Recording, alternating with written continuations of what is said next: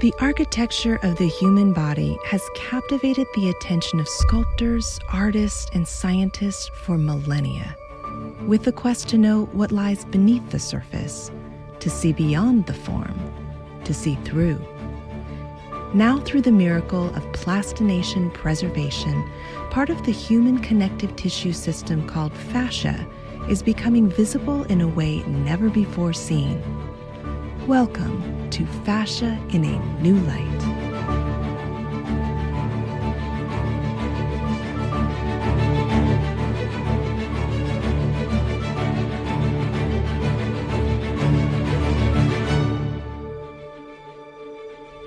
In January 2018, the Fascia Research Society, the Plastinarium, and Body Worlds embarked on a collaborative journey to create the world's first 3D human fascia plastinates.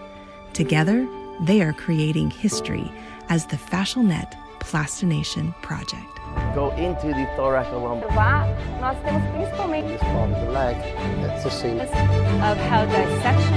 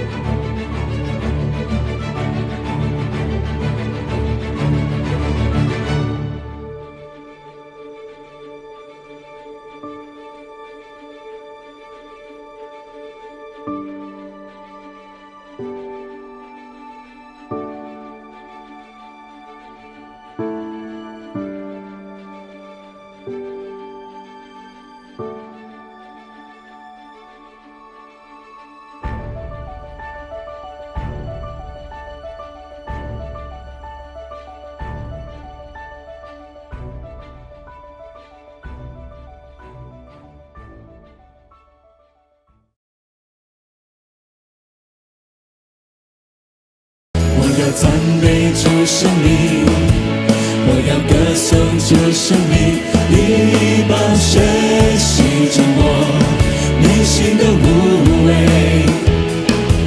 我要荣耀主生命，我要高举主生命，你的爱有把握，不再被罪恶捆绑。主你安生触摸我，去走内心的伤痛，在你里面我重新得力，有满足的喜乐。主你荣光照亮我，生命不再有愁烦，在你里面我的生有余，因你的爱我不再一样。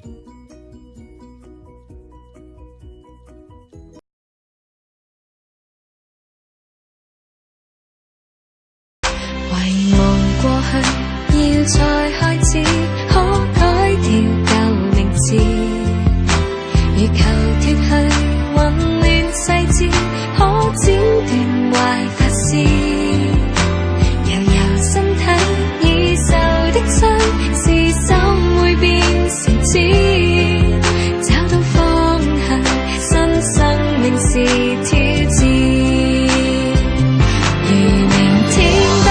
住昨天，以往的以後誰在意？如曾有錯未成大錯，要改到總算是容易。我最親愛的，這一生寶貴是時間，你要歸來總不太晚。而明天不記住昨天，以往的以後誰在意？如曾有錯未成大錯，要改到總算是容易。我最親愛的，這一生寶貴是時間，你要歸來總不太晚。我最親愛的，這一生寶貴是時間，你要歸來總不太晚。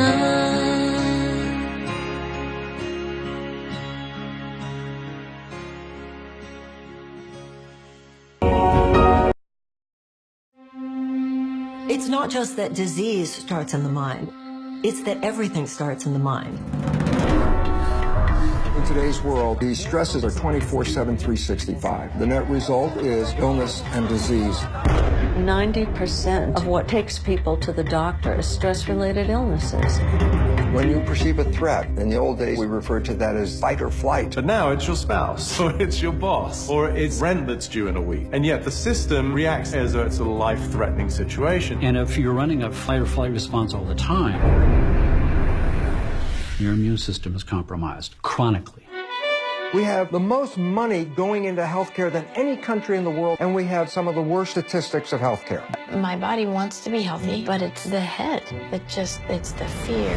I don't know who I am without being sick. In a way, we have more faith in the power of cancer to kill us than we have faith in the power of infinite possibility. Every organ in the human body has the ability to heal itself under the right conditions. What are those conditions? That's the question. We are in a mindset that our body is a machine full of organs with buttons and levers that need adjusting. Psoriasis and eczema, cause unknown. Multiple sclerosis, cause unknown. Fibromyalgia, cause unknown. Are examples of people out there who have healed from it. When I looked at the data, they were all using these 9. Only 2 of them are physical. The rest are mental, emotional, and spiritual. Does this mean medicine is all negative? And I go, absolutely not. Medicine does miracles with trauma. What we see here is belief itself shifts biology. That intelligence giving us life. It is the greatest healer in the world.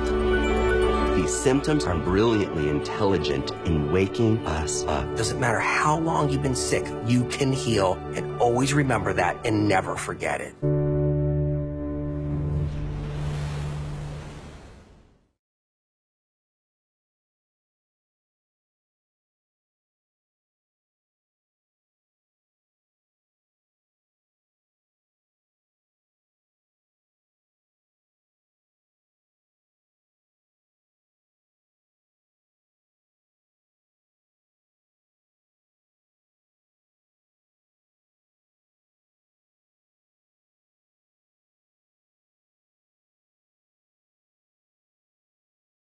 Cases of depression have been surging over the past few years. And we see over 5 million Americans living with this disease, and those numbers are projected to just skyrocket. That's pulling down our average life expectancy, and so are deaths by suicide, the highest rate in at least 50 years. Studies show as many as 300,000 preschoolers have depression and are at risk of having it all through their lives.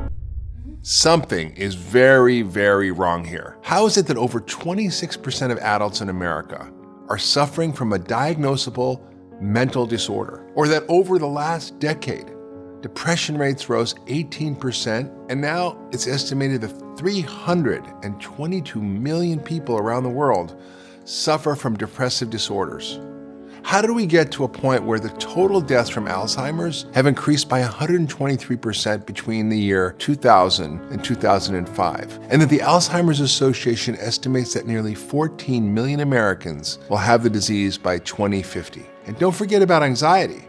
Almost 18% of Americans are affected by anxiety disorders. And by all accounts, it's on the rise, especially within the younger generation. According to the American Psychological Association, 12% of millennials have a diagnosed anxiety disorder, which is almost double the percent compared to the baby boomer generation. And our young children don't have it any better.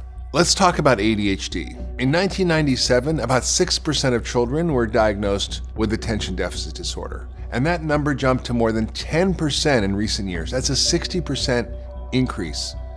It gets even worse. Did you know that suicide was the 10th leading cause of death in the United States last year? And that the life expectancy in the US dropped because of the rise in suicide and drug overdose in America. We're all familiar with the opioid epidemic, but did you know that there's a strong link between depression and the abuse of opioids? That studies have shown that a 1% increase in depression diagnoses was associated with a 26% increase in opioid-related deaths. Is this just now a fact of life? Is this the new normal? Should we all just expect to get one form of a brain disorder or another? I don't know about you, but I'm not willing to accept that. We have to do something about this epidemic. There has to be another way.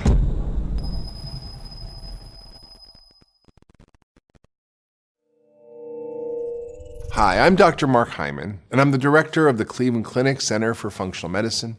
I'm an 11 times New York Times bestselling author and a practicing family physician. I know what it's like to suffer from a broken brain. As a young physician, a cascade of events left me with a host of devastating brain disorders, including ADHD, depression, anxiety, and memory loss. I went from a happy, energetic, focused physician to someone who couldn't even remember the name of my patients. My story of recovery from these brain disorders was the foundation of my first docuseries, Broken Brain, which I previously launched. Over 1 million people watched this docuseries and told me that it fundamentally changed their understanding of brain health. But what many people didn't know at the time was that I was silently suffering from my second big health crisis. I never thought it would happen to me again, but it did.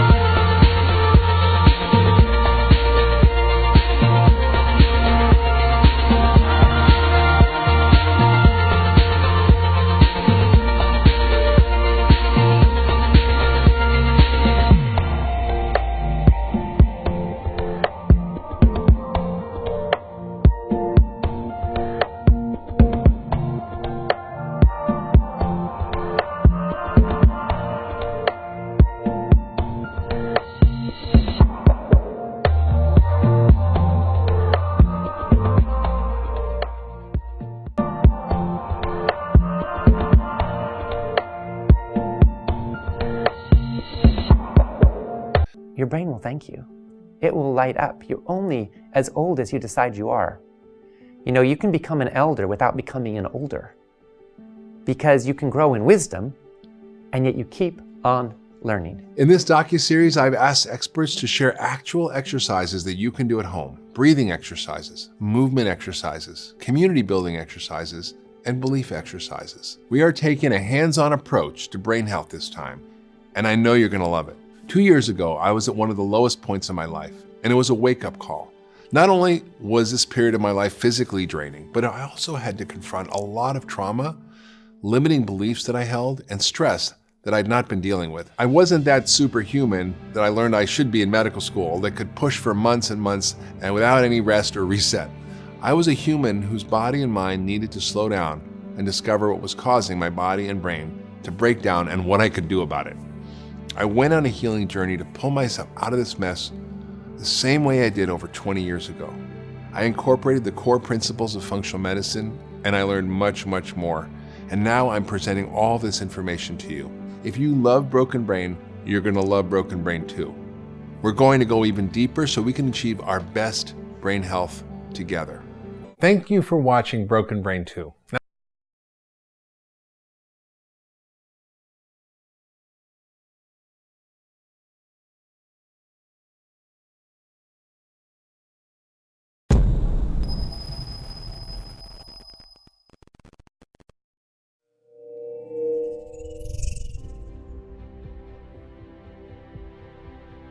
What a journey we've been on.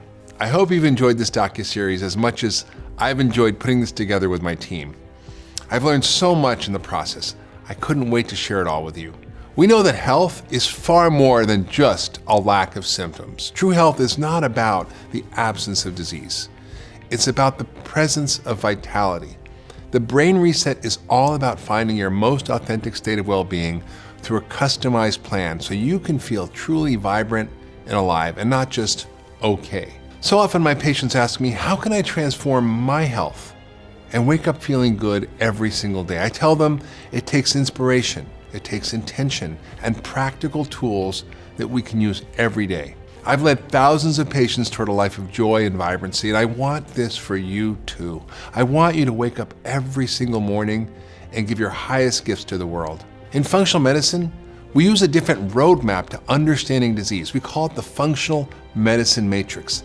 And it identifies what predisposing factors you have, whether they're genetics or triggering events, and how your lifestyle, your relationships, your exercise, nutrition, stress, sleep, all influence these basic functional systems in your body, things we've been talking about, like the gut and your hormones and your immune system, your energy system. These are all part of the key steps to healing a broken brain. And we understand these together in a way that allows us to create a roadmap of what's wrong with you, what's out of balance, and how to fix it. So the matrix is identifying what's out of balance and how to create balance. In functional medicine, we believe we have to look at this whole picture together.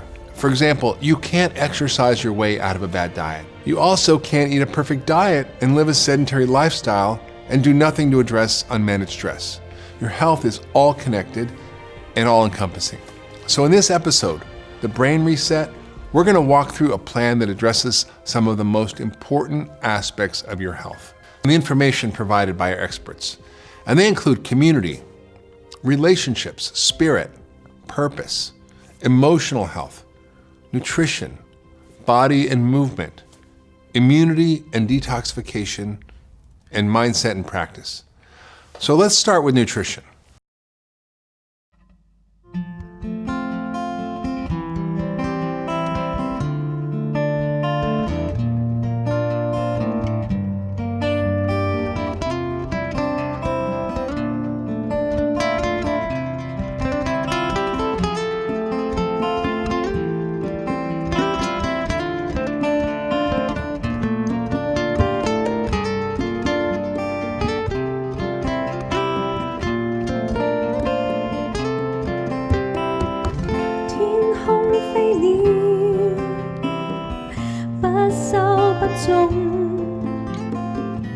你天賦上這樣活他，野地青草，田園北後，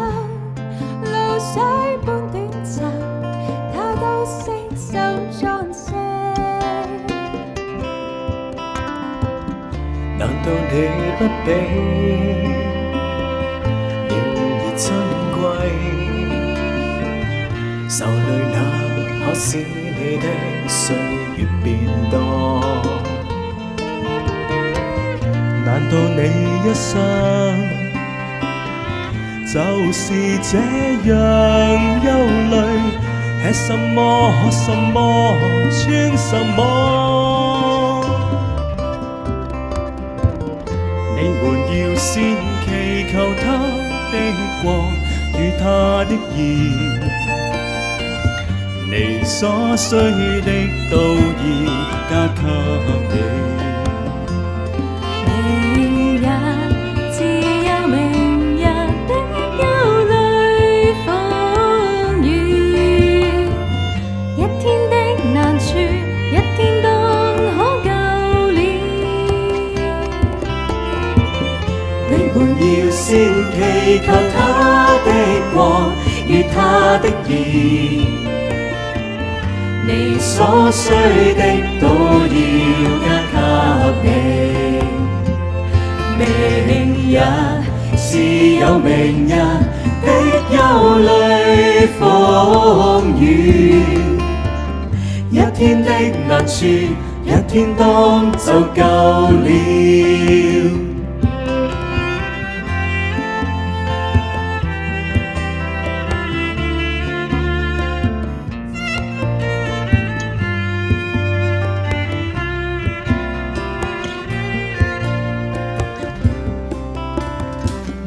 天空飛了，不收不種，你天賦上這樣活他，難道你不比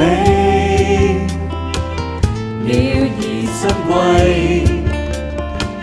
受累那可使你的歲月變多。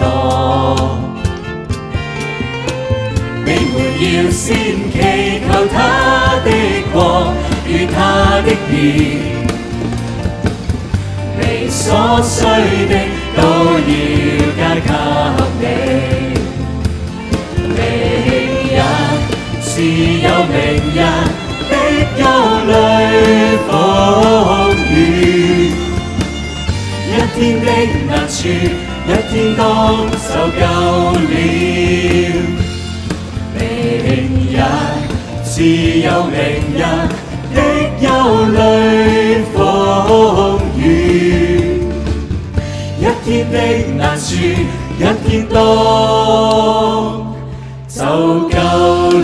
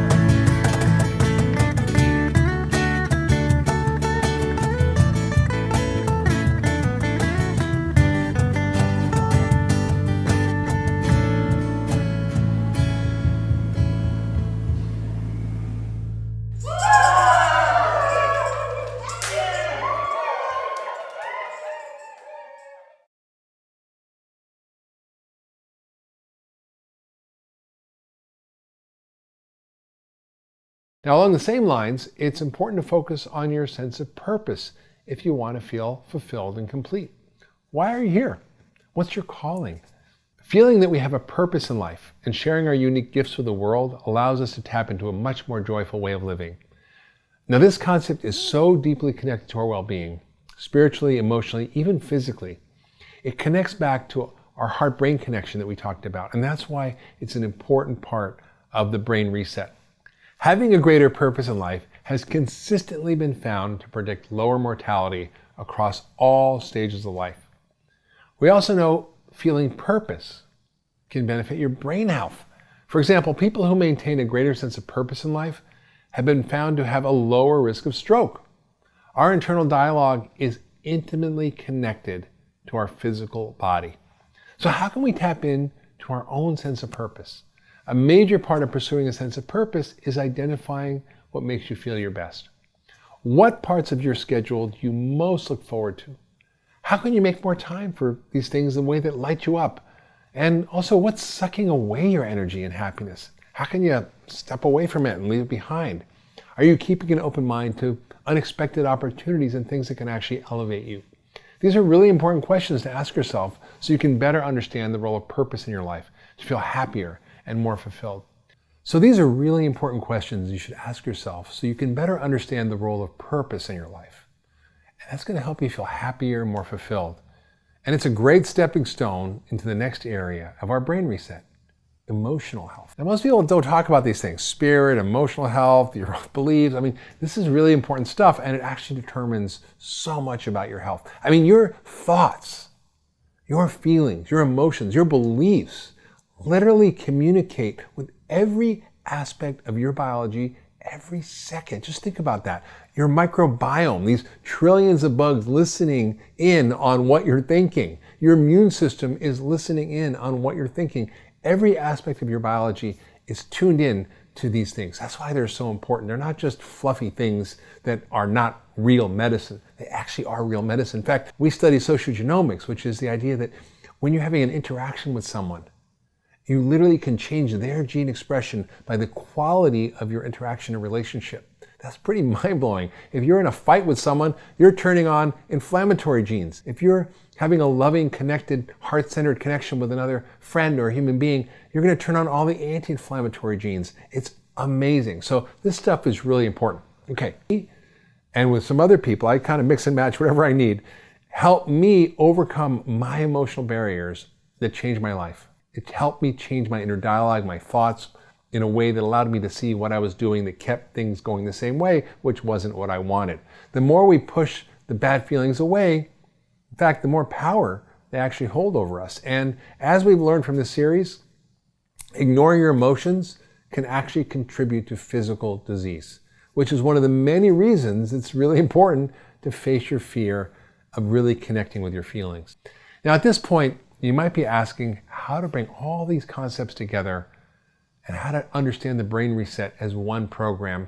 And that brings me to the final area that we'll focus on, mindset and practice. In this modern and busy world, I've learned to become a master of my time. I have about 10 jobs. I have a wife, 2 kids, multiple teams, and weeks of travel at a time, and the list goes on. It makes me a little crazy. Now, with all this, it can feel pretty easy to become overwhelmed. But what's kept me grounded is making time for the daily activities that make me feel good. It's easy for me to say, cut down on sugar, eat a whole foods diet, make time for movement, connection, and relaxation. But I have to walk the talk too. And this was especially important when I was healing from chronic illness a couple of years ago. Our mindset, our daily practices, can be the strongest guiding force to carry us on our journey to better health. And this is a huge part of my wellness routine. And this is how you're going to bring all these concepts from the docuseries full circle into your own life. Having the intention to eat well or to get regular exercise doesn't make you successful. It's taking action on those good intentions and making them part of your daily routine that will help you. It's helping you make them a habit. Your mindset is your collection of attitudes, how you respond to challenges, how you express gratitude, how you manage your time, how you take care of yourself, These are just some of the parts of your life that you can look at to get a better understanding of your mindset. And mindset deeply affects our body. In the case of stress, for example, people who feel challenged by stress instead of defeated have fewer psychological responses like anxiety, depression, and anger. In other words, they thrive from being stimulated from a little bit of stress. Too much, not so good, but enough stress to actually get them motivated and connected and engaged. Making healthy habits part of everyday life and part of the daily pattern that you follow so they become second nature is all part of harnessing the power of practice to create healthy action from a healthy mindset. We know that health is not focused solely on one specific thing like diet or exercise. It's a combination of many, many lifestyle choices, with the backbone residing in our internal attitude and a devotion to doing the work. The mindset and practice that we have allows us to turn our intentions into vibrant, glowing health. So I hope you'll use our steps outlined in this episode to leverage your own mindset and to create daily practices that will successfully integrate all the other parts of the brain reset into your routine. I can't thank you enough for joining me on this journey. It's been such a fulfilling and inspiring experience to dive into so many important topics with these incredible experts.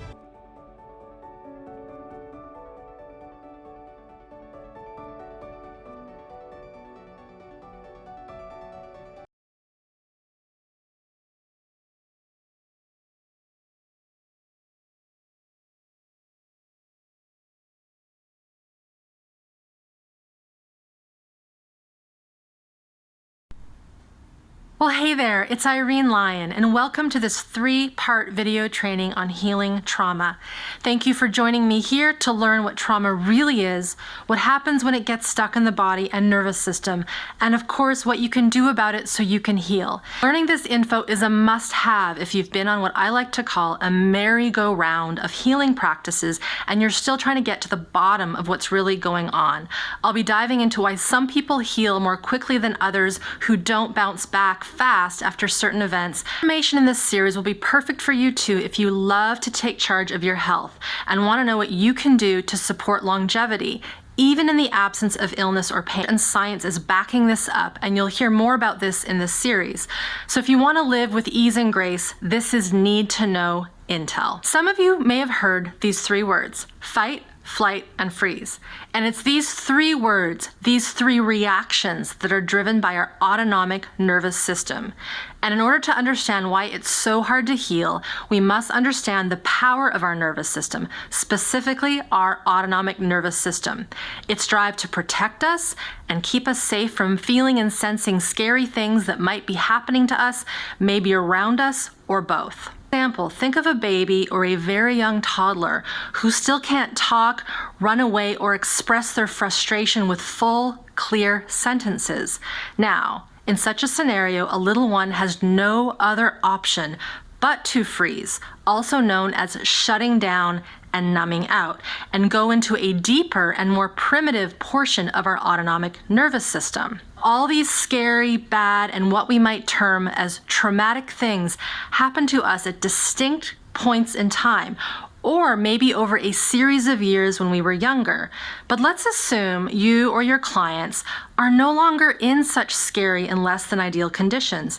And yet it feels like those events or those years of terror and helplessness are still living with us in present day. The reason why it seems like they are still with us is because the leftover effects of those earlier times stay in our system and don't heal with time. Those fight, flight, and freeze survival strategies are still alive and well in the system, even if we might not be aware of them. And they are kind of like a brewing storm that hasn't landed yet, but the energy and the power is still there and waiting, but the pressure hasn't been released yet. Our body's internal physiology and health is no different.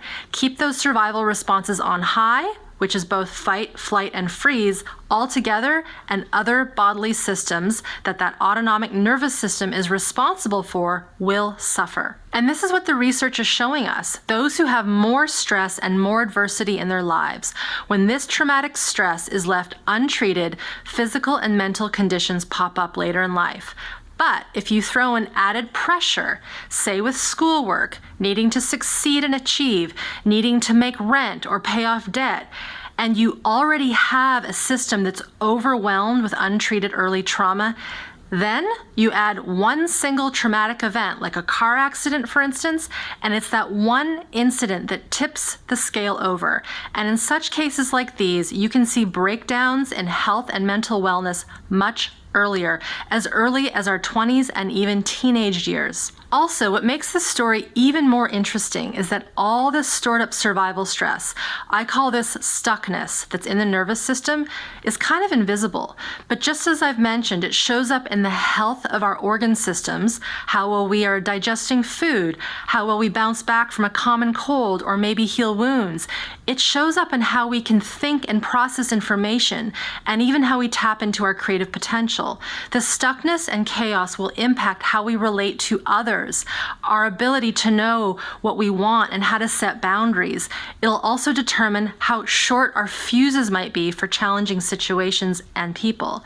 I soon discovered that we, human animals, trap stress in our body and can keep it for a lifetime if we do not process it consciously, which many of us don't. Turns out that old adage, time heals all wounds, isn't that true after all? And what's more true is that healing happens when we have the right practices in place and we understand what's actually going on the insides. This discovery was brought to the table in the late 60s by Peter Levine when he realized while studying biophysics at UC Berkeley that animals in the wild don't get PTSD when they are faced with stressful situations, whereas humans living in civilized and industrialized societies do. An animal such as an impala is being chased by a predator such as a cheetah. The moment this chase begins, that impala spikes into survival mode, and in this case it runs away, it flees and tries to escape and protect itself. This running away, this flight reaction, is the autonomic nervous system turning on high. In my field of study, we'd say this animal is now activated and in survival stress physiology. If the impala gets away from the cheetah, its nervous system will come down from the chase and it will go to the other side of this activation graph. When the threat goes up, the more primitive parts of the system become dominant, and when it goes down, the more evolved parts become dominant. It goes back to doing what animals in the wild do when they aren't being chased or hunting themselves, grazing, resting, sleeping. It's also where the physiology goes into healing and rejuvenation mode. The other scenario might be that the cheetah gets the impala, and the impala senses it might soon be cheetah dinner. So it'll go into a freeze reaction to numb out the pain of the kill. But while the impala may look dead, it's actually in deep shutdown response. And if that cheetah gets distracted by something else in the environment, maybe another animal wanting its kill, the impala will sense that it can flee and save its life. As you've been learning with me, humans have this exact same nervous system at our disposal.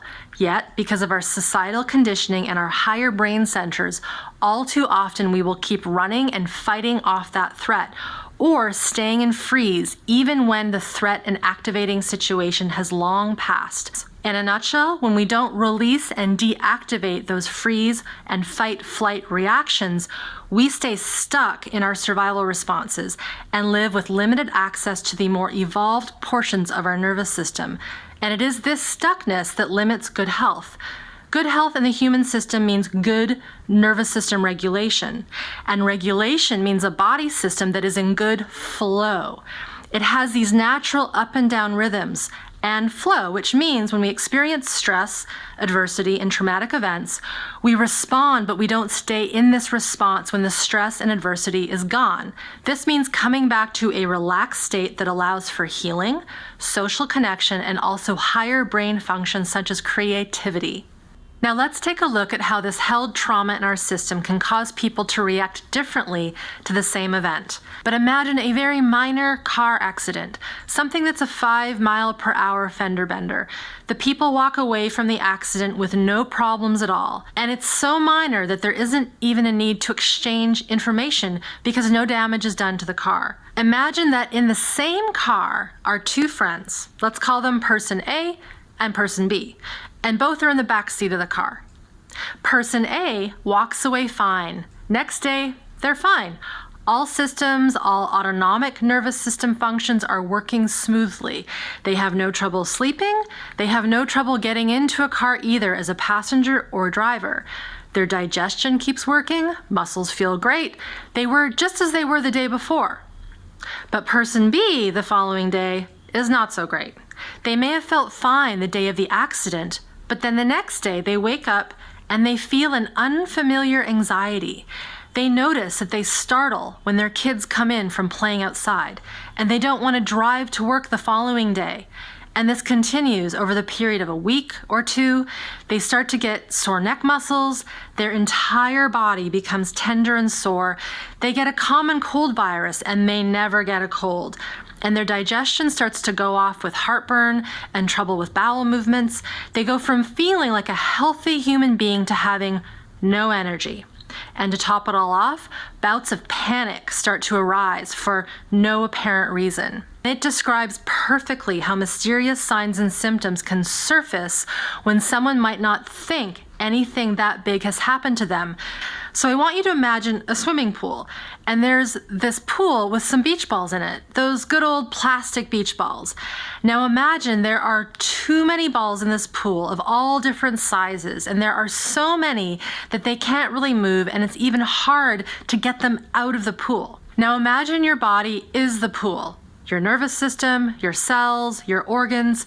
This is the pool, and the balls inside of the pool are the accumulated stresses and survival impulses, those fight, flight, and freeze reactions that are still humming and buzzing around because they never got a chance to fully act out and release. There's not a lot of space for much else, right? Too much stuff means not a lot of space for movement and general flow.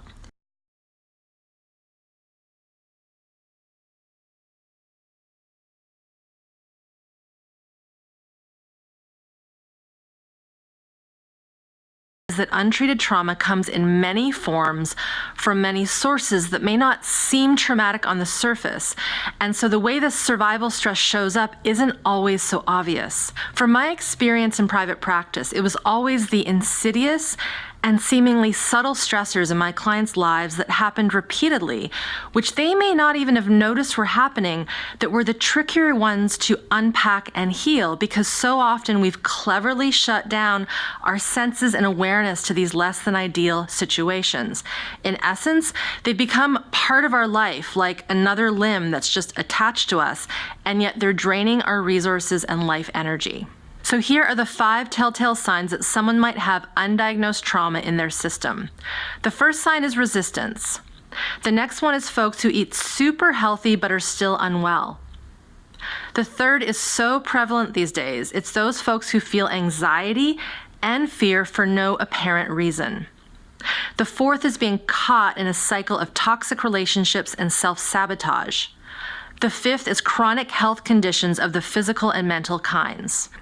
There's 4 main categories of trauma, and they include shock trauma, accumulated stress, what I'll call medical and more trauma, and finally early and developmental trauma, which is actually the most common type in the industrialized world. The first kind that I'll review is shock trauma, but before I do, I want to remind you that all of us here most likely have experienced one, if not multiple types of these traumas. So make sure to notice your responses as we move through these types of traumas. Feel your butt in the chair and pause if you need to. Shock trauma is what we tend to think of most when we think of trauma. We think of an accident, like a crazy downhill ski racer that crashes, or a kid that falls off their bike and breaks an arm. They had a bit of a shock, body got a little hurt, and they had to recover from it. Natural disasters like hurricanes or earthquakes can lead to shock trauma, as can physical and sexual abuse. Even verbal abuse is considered shock trauma over the age of 5 years old. The second kind, accumulated stress, most people wouldn't think of as traumatic, but over time, just living in industrialized cultures can be traumatic. We accumulate our stresses due to our work environment, not enough downtime, bills to pay, families to take care of, not enough sleep, etc., etc., etc. If you think back to that swimming pool with too many beach balls inside of it, this would be accumulated stress that's going to wreak havoc on the nervous system as well as the body systems over time. The third kind of trauma, what I'll call medical and more, is a broader category, but it's important to tell you about it because all too often it goes overlooked as a possible reason someone might be struggling in their life even years after the actual incident took place. And that's what we classify as medical and anesthesia trauma, as well as near-death experiences and experiences where something happens to someone when they are unconscious. For example, if they've been drugged. Medical procedures that might be considered routine, such as a tonsillectomy or setting a bone after it's been broken, or even a routine doctor's appointment with a doctor who has a really poor bedside manner, can lead to us trapping our survival reactions, those fight, flight, and freeze reactions inside. Think of those balls being trapped inside of that swimming pool as I described in video 1. This category of trauma also includes experiences like getting knocked unconscious before we know what hit us, as might happen in high-impact sports, or being assaulted while unconscious, such as in date rape. What I want you to know is that you can heal from these experiences even years later, as well as learn what to do so you are better prepared to avoid trauma if you have medical procedures in the future.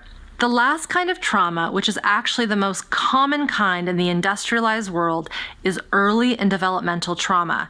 This is a big category, so for the sake of simplicity, let's consider this as bad and scary things that happen to us under the age of 3, plus also while we're in utero. Examples of this can be a mother being very stressed and experiencing traumatic events while she is pregnant. The growing child, while inside of her, experiences her stress chemicals, fears, and worries. Birth trauma, which might mean having been removed from mom with physical force, as in the case with forceps or the use of a vacuum. Also being stuck for some time in the birth canal. Being born premature and having to be isolated in an incubator or hooked up to various machines for a certain period of time to keep us alive and breathing. Serious conditions such as a high fever, infection, or some kind of medical scare wherein the infant's nervous system is trying to defend the foreign bacteria or virus. Undergoing a medical procedure or surgery. Choking on food or a foreign object and having the airways compromised for even a small period of time can be an intense experience for an infant and young toddler, putting them into survival stress responses. And of course, physical and sexual abuse and other forms of neglect, such as lack of proper nutrition and unfavorable shelter and safety, are big players too. Now, while this list isn't all the possible ways an infant or toddler might encounter high stress states, it gives you an overview of a few things. The final type of trauma, early and developmental, while lesser known to most, is actually one of the more common types, and that is not having secure attachment and healthy attunement from a reliable parent or adult caregiver. And as you'll soon find out, it is also the type that has a lot to do with why we get stuck in survival mode and why it can be so hard to heal. To dig into this category, we need to start with a few definitions. Let's start with attachment. Attachment is a term we use to describe how an infant and caregiver, usually the mom, are connecting. There are many different types of attachment that an infant will get pending the health of the parent and their ability to connect and bond. But for our purposes right now, secure attachment is the best possible kind of attachment, which occurs when the mom or another adult caregiver is there for the baby when the baby needs soothing connection, is hungry, cold, too hot, and so on. Basically, the infant is getting its needs met on demand. This safe and secure attention and attunement is what forms a healthy nervous system. Through this infant-parent dance, something called co-regulation is created.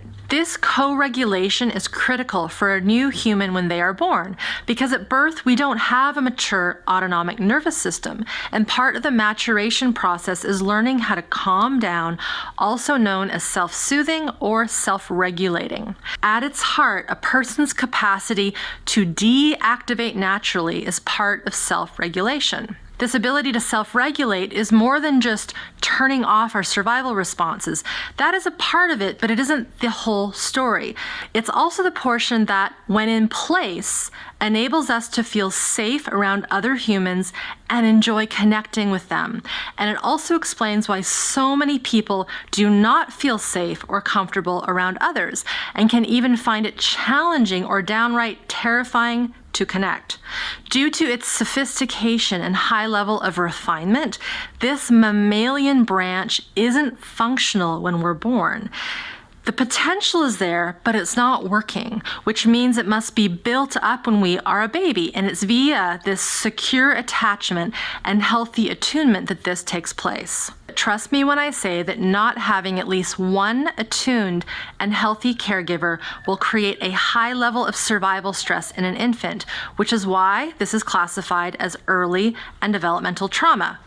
Which means to heal, we need to work on bringing those pieces that were missing in the first place back online. Please know that we can learn how to build this mammalian part of our nervous system back up later in life because of something called neuroplasticity. The study uncovered is that the more ACEs, or adverse childhood experiences, you had as a child, the greater your risk for physical disease such as cancer, heart disease, chronic illness, mental illness, being a victim of violence, and also being the one that is violent. We can tackle the underlying root cause of our hurts, pains, anxieties, overwhelm, toxic relationships, and more. Meaning there is hope and promise for those who have been impacted in this manner. Perhaps this is you or your clients. We also know the importance of nurturing our young and caring for the families that care for them.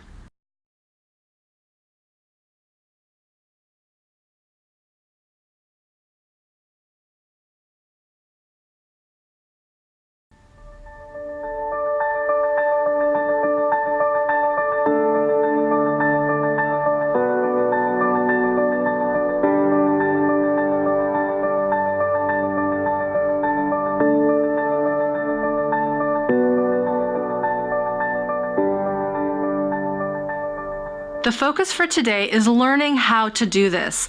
I'm about to break down the 5 key components that I have found must be understood and practiced so one can begin rewiring and regulating their nervous system, and of course, their entire body-mind interface. The 5 keys are: know what's going on, awareness and psychoeducation; connect, support and community; master your stress physiology; feel discomforts and fears; build capacity. Know what's going on, awareness and psychoeducation. To heal at this nervous system level, first you need to know what's really going on. Because of our higher brain and its cleverness, we need to feed it the right information about our nervous system so it can have the upper hand when we slip into survival mode. You know, in those moments when we shouldn't be. When it comes to awareness, we need to cultivate self-awareness and environmental awareness. So this means learning how to orient to yourself and to the environment around you. As we cultivate internal awareness, we become more aware where we feel tense and relaxed, of body sensations, of our internal impulses, and even our organs over time. We learn to not only feel impulses, but how to follow them. And by following our impulses, I don't mean following one's impulse to eat all the cookies in the cookie jar. It is about feeling into our internal physiology and knowing when it's trying to talk to us. So this is a very important piece. Also, we need to learn how to orient to our external environment, something that sounds simple but in reality is layered and is a huge part of growing nervous system health. Then we need high-level information, not dumbed-down versions of it, because let's face it, the body doesn't dumb down.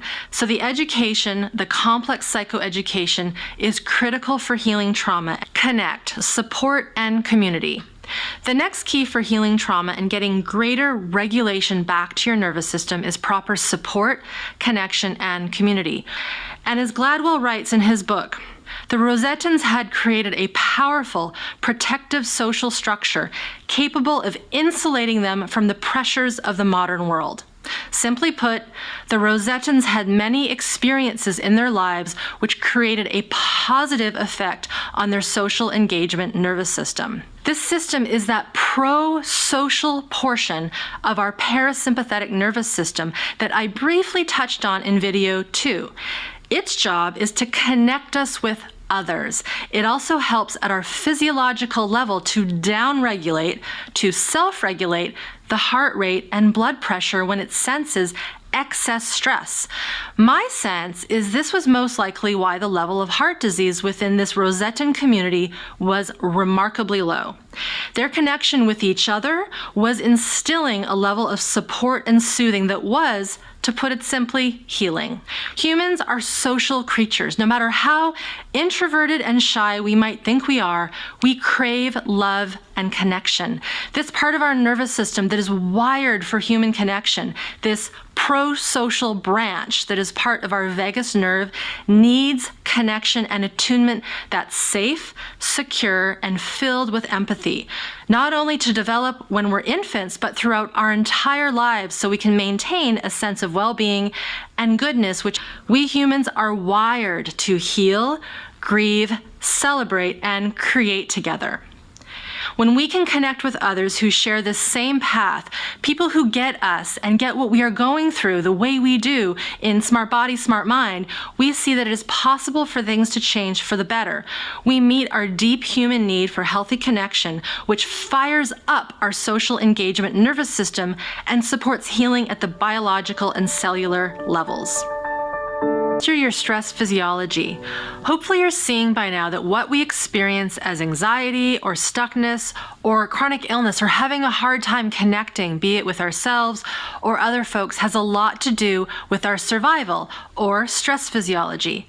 A favorite quote of mine by Gabor Mate really speaks to this. Awareness also means learning what the signs of stress are in our own bodies, how our bodies telegraph us when our minds have missed the cues. In both human and animal studies, it has been observed that the physiological stress response is a more accurate gauge of the organism's real experience than either conscious awareness or observed behavior. This is a small excerpt from a book titled When the Body Says No, The Cost of Hidden Stress. And I mean, that book title says it all, the cost of hidden stress.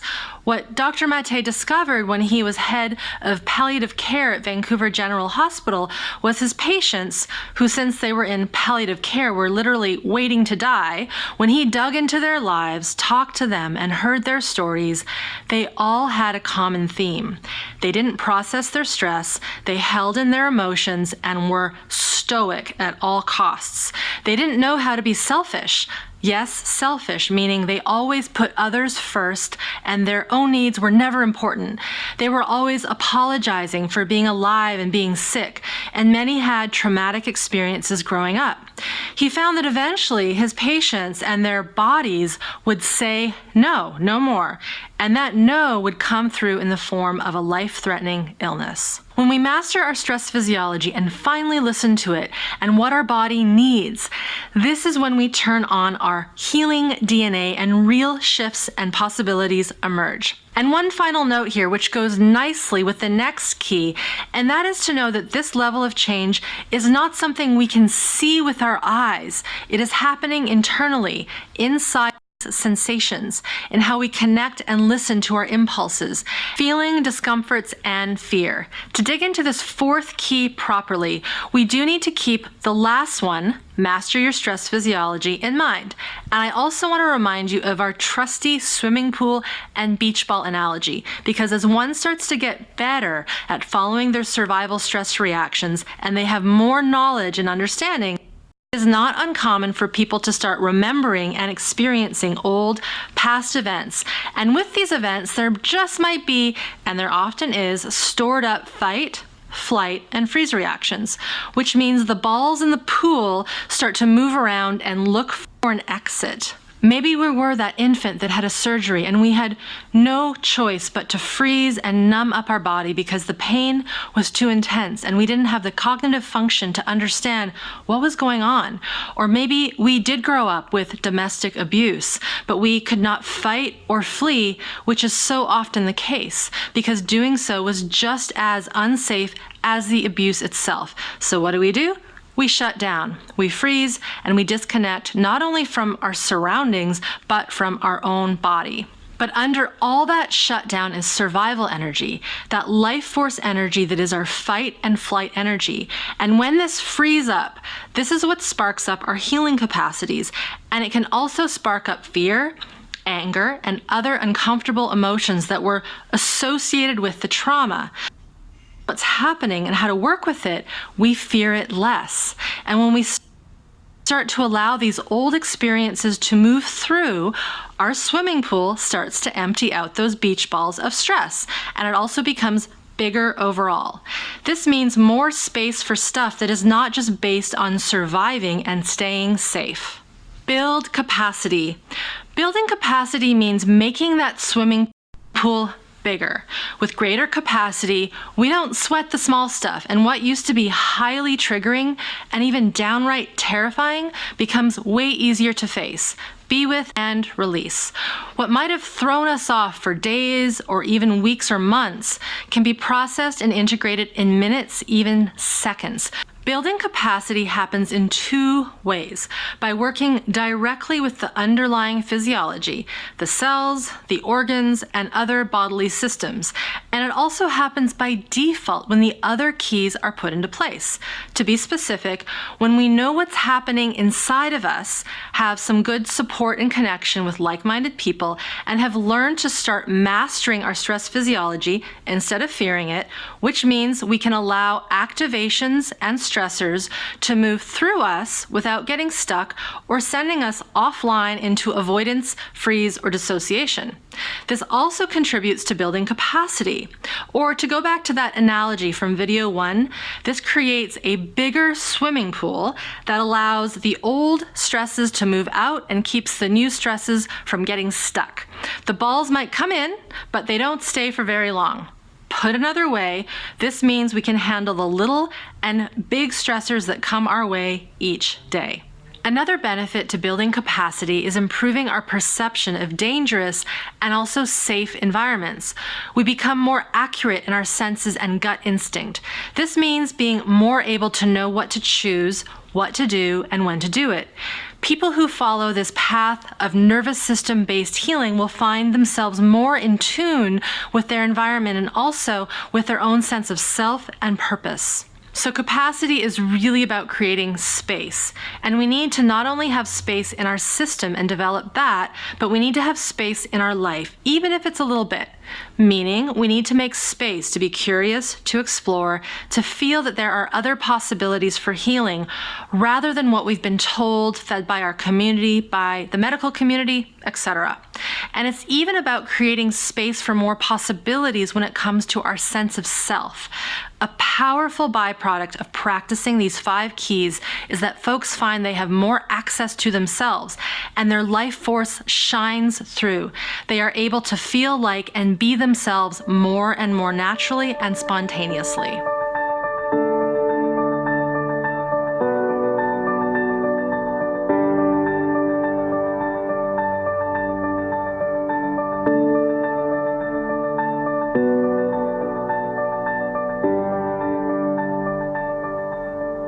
So the 5 keys tells us what must happen to bring more nervous system regulation on board so we can heal and have more choice in how we live.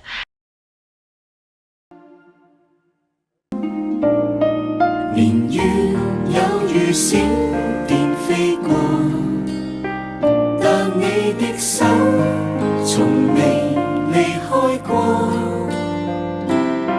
看春光，看豔陽。看落葉，看冰河，你右手總晝夜扶持着我在地上年日，你已經數算過，你心底的意念如海沙那麼多。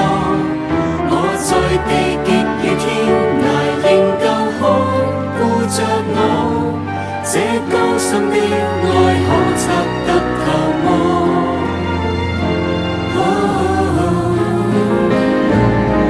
仍然像愛雖避不過，但我有處同在能衝破。有北風，有巨浪，有禍患，有艱難，我藏身主任下昂然步過。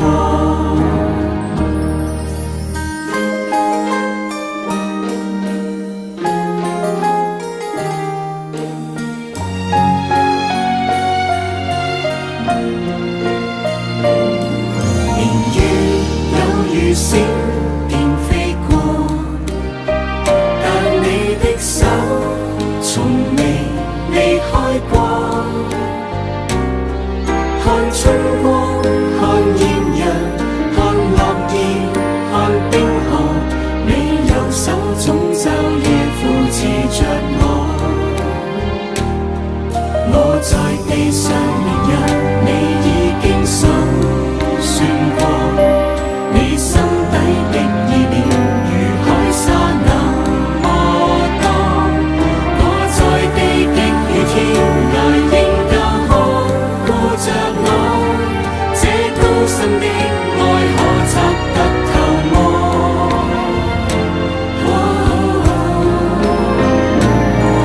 仍然像愛雖避不過，但我有主同在能衝破。有北風，有巨浪，有禍患，有艱難，我藏身主任下昂然步過。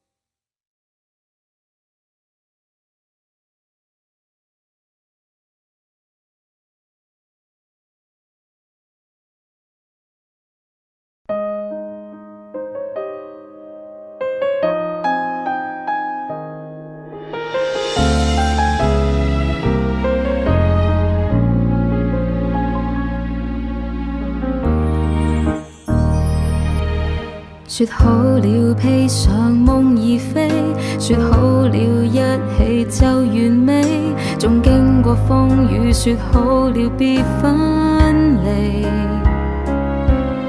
你悲與喜，我願陪你，若我心有根刺，別提起。我不慣伸手撐得起是爭氣，如有心底角落開放了，連創傷也不儲起，還是個別飾演這套戲，會否繼續優美？愛讓我有向你敞開的勇氣，創傷不需隱藏，就算未慣打開心扉，要是強壯也未放手，同行定會越更遠飛。原來無力氣或情天裏共你一起才是出口氣。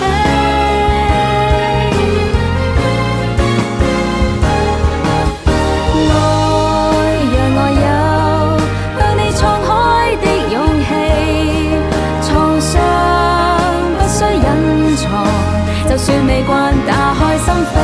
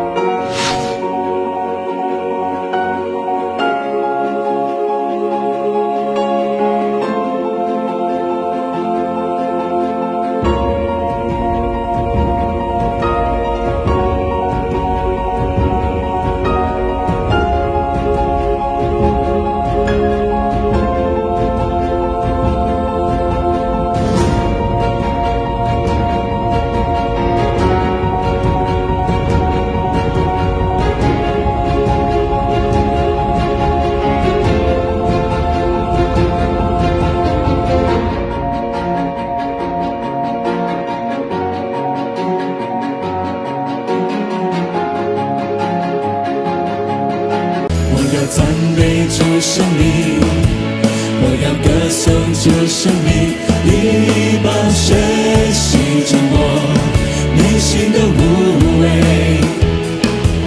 我要荣耀主生命，我要高举主生命，你的爱拥抱我，不再被罪恶捆绑。主你恩深触摸我，驱走内心的伤痛，在你里面我重新得力，有满足的喜乐。主你荣光照亮我，生命不再有愁烦，在你里面我的生有余，因你的爱我不再一样。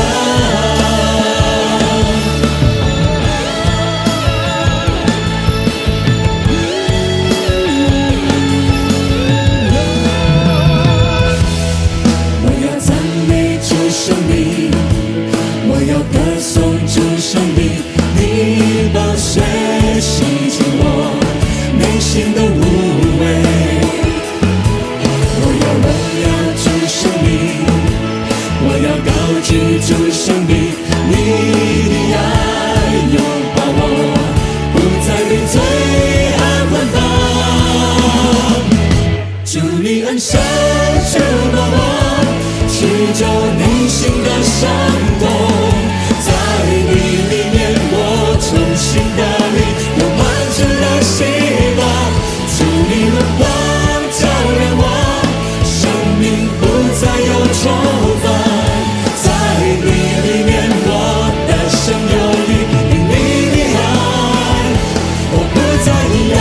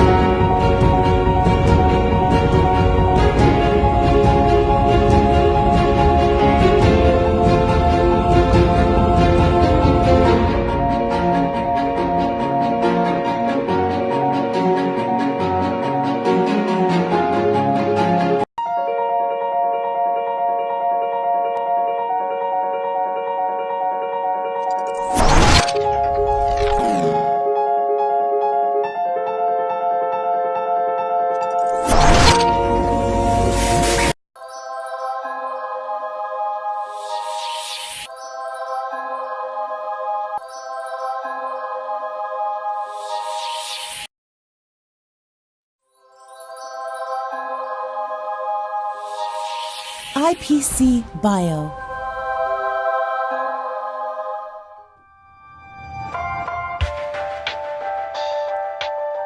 喺我哋生活嘅每一個領域，無論係人與人、物與物，甚至係細胞與細胞之間，都存在住規律。好多專家一直細化及探索每一個規律嘅組成同變化，用以改善我哋嘅生活。而質子能量技術正係現存最深入嘅突破，佢將帶領我哋進入全新嘅生命領域。規律無處不在，由浩瀚嘅宇宙到我哋身處嘅銀河星塵，到地球，都係由不同嘅物質組成，而物質亦由唔同嘅微粒排列而成。我哋嘅人體亦都係一樣，喺呢個微粒系統裏邊，我哋探索到有更多更細化嘅規律存在，由細胞到每一個分子，分子之內有好多原子，原子就包含咗質子、電子及中子，而其中質質子嘅不規則運動，就會對整個分子狀態產生影響。只要能夠改善質子運動狀態，就能夠改善佔我哋人體最大比例嘅水分子嘅功能。透過我哋革新嘅質子能量技術，就能夠改善及將質子振動有序化，從而改善水分子嘅物理狀態。規律嘅重整令質子運動更有序，有效優化身體內每一個分子，可以令我哋身體質素得到更有效嘅提升。我哋嘅目標係希望將呢種比納米科技更先進、更精細嘅質子能量技術普及應用喺健康護理嘅層面上。透過重新排列體內質子嘅振動，已經證實有效緩解疼痛同埋加快治癒進程。結合微電治療技術同中醫經絡學原理，我相信我哋將會進入一個全新嘅健康領域。質子能量技術嘅轉化及應用層面非常廣泛，可以結合唔同嘅儀器，達到唔同嘅效果。I1 Plus 係現今最暢銷嘅手提式保健產品。I1 嘅升級版，利用特定嘅紅光為載體，以非接觸方式將質子振動有序場導入身體，增強真皮層同皮下組織嘅微循環，促進新陳代謝及增強免疫力，並且能有效舒緩痛楚，加快傷口愈合，促進皮膚對外敷藥品嘅吸收。